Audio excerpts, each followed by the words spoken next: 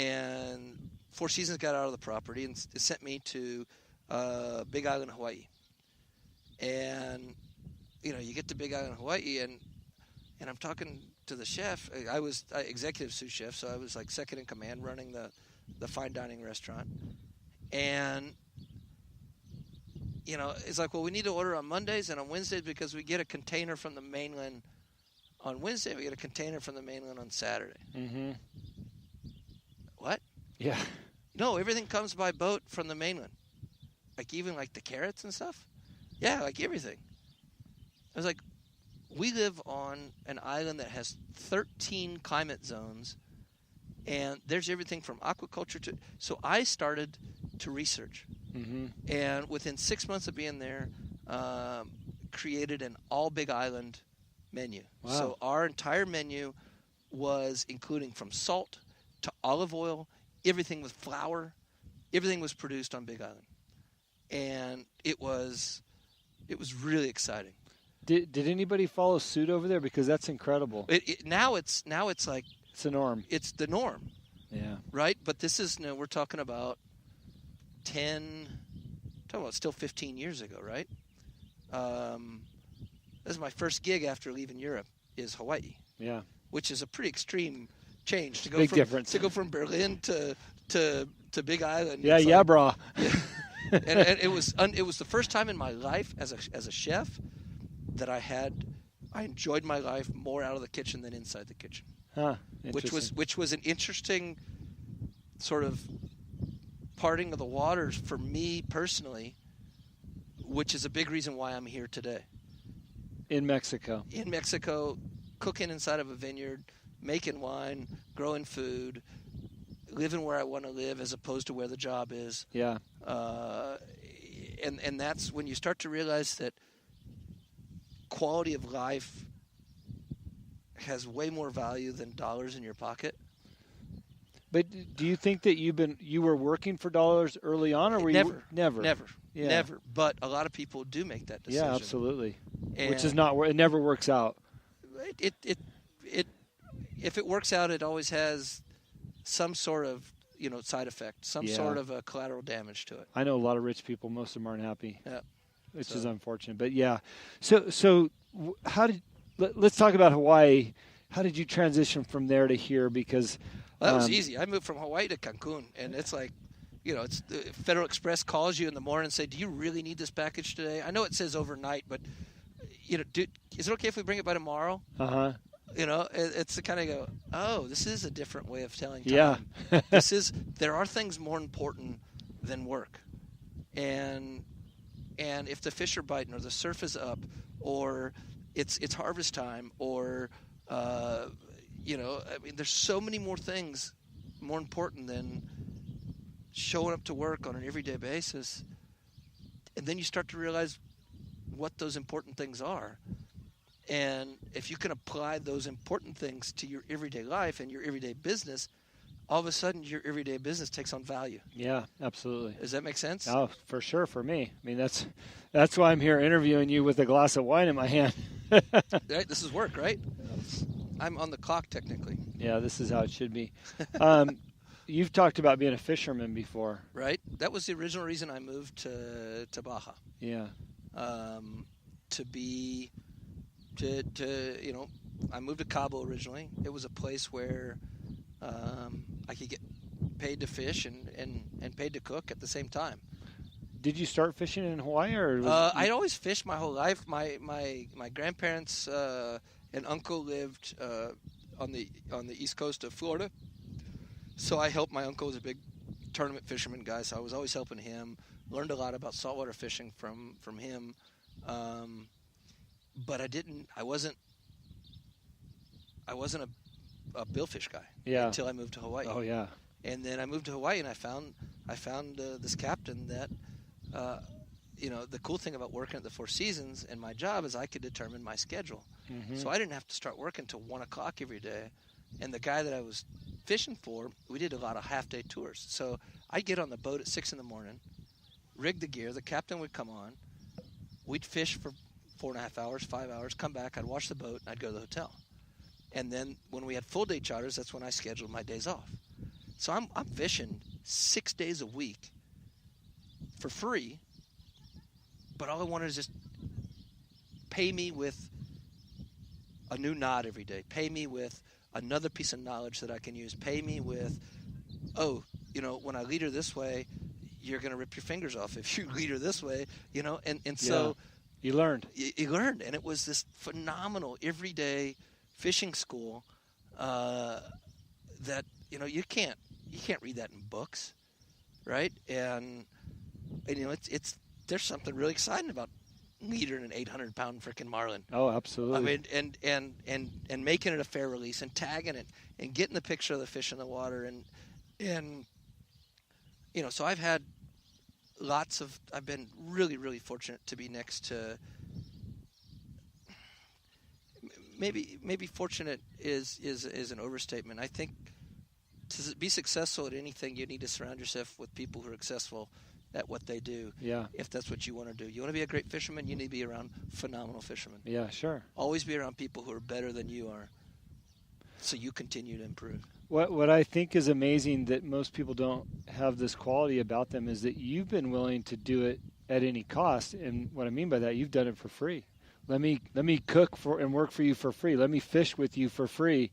And you made the sacrifices to be where you're at and have those experiences that you have.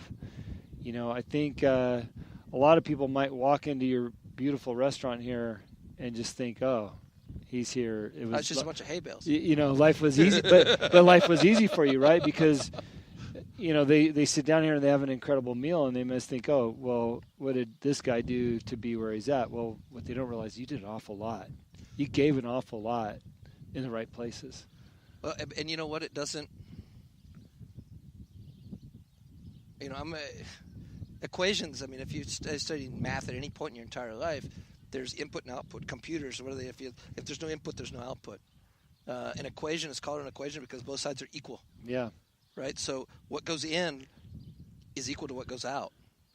And if there's nothing going in, well, then what's coming out is nothing.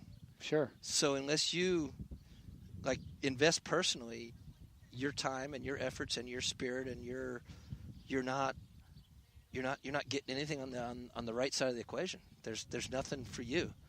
If you just want to receive without giving, and I see a lot of and I get frustrated. A lot of the younger students coming out of cooking school, the phenomena of the Food Channel and the Food Network and all these reality shows and competition shows, and so they come out of I'm the next Gordon Ramsay. I have a degree in cooking. You need to call me chef.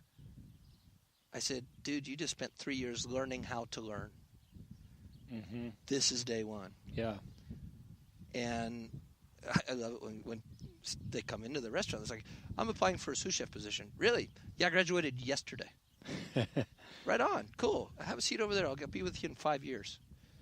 And it's just what has happened with the speed of the world. I think is it's helping us to forget craft. It's helping us to learn how to use our hands. It's helping us to forget about maybe I forgot our word. The speed of the world is helping us to lose the craft. Did I say that?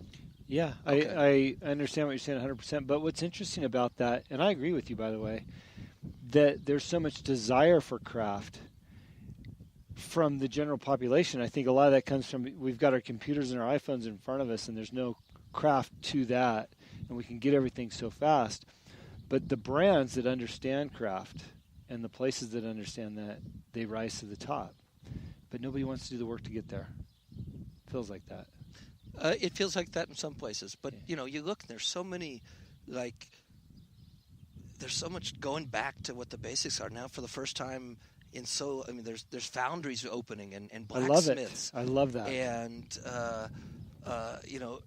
artisan furniture makers and leather workers and all these trades back to small butcher shops and, things that basically because of our broken food system or advanced economy have been mechanized or industrialized and have sort of eliminated what, really the humans are born with hands. Yeah. Right? And they're born with eyes, and they're born with creativity and the ability and muscles and the ability to manipulate steel and iron and wood and all these other things. And, robots can do that. So, we don't need him. We got a robot to do that. And, even just in kitchens that have stopped making chicken stock and started using powders. Yeah. We're probably not. We're probably getting too far away from just say yes, but but it's so just say no to powdered chicken stock. Well, it's so interesting. It's a great topic of conversation. It's funny because last week, my neighbor, he's putting a spa in, and he had to dig a ditch for the electrical lines, right? And he's like, I'm going to hire a guy. I'm like, hey, I'll do it for you. He goes, you don't want to do that? No, actually, I do. He goes, no, I'll just hire him. I said, no, I actually want to dig that ditch for you. It was 15 feet, right? But I wanted to feel the tool, dig the ditch, take my shirt off and provide something for him that he needed done. And I had the time, and I think we all forget about what it's like to pick up a tool and do something. Yeah, but I think in the end, that's why we don't really race to go fast. We just race to get out of that car dirty. Right? Yeah, we show off. So listen, I know we spent some time on your backstory, and I love it. Tell us about your restaurant. We're sitting here. It's I've had some incredible meals here already in a short period of time, but tell us about your restaurant and how this started and why it's so great, because it is. Well, you're going to call it great. I'm not, because that's not what we do. That's okay. We just invite you to come and experience it. The restaurant's name is Deckman's in Mogor. It has been, as of the 17th of July, 6 years in existence. I've lived in Mexico 14 years. I'm now a Mexican citizen, which is cool. I'm happy about that. Yeah, that is cool. That's pretty Congrats. neat for me. I moved to the Baja 13 years ago, more or less, 12 and a half. Started working in Cabo, visited the valley for the first time 10 years ago, totally fell in love with it.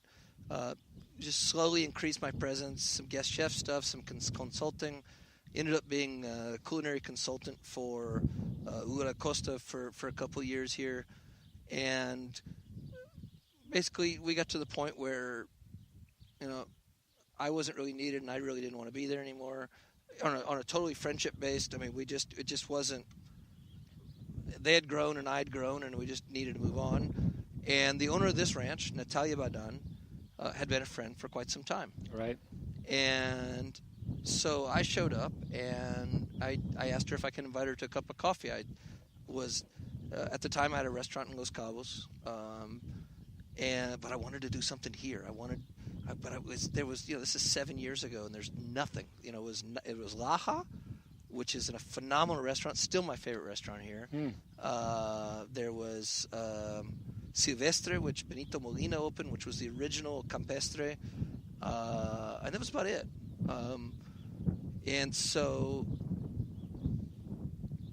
I just wanted advice. What do you think, Natalia? Do you think there's a chance? Do you think that this is? I really want to be here in some form. I want to do something, but is this too much of a risk? Do you think I'm making a mistake? And it took about 10 minutes, and her response was, "Why don't you set up underneath my pine trees?" Yeah. And so when we got here, there was only, and I'm motioning with my hand on a podcast as if all of you can see the pine trees behind me. I see you, bud. And so when we started out, the idea was, so Natalia and I walked around for 3 days probably and did sort of this feng shui experiment where we sat in one corner and kind of looked out and tried to imagine where the guests are going to come in, where they're going to go out.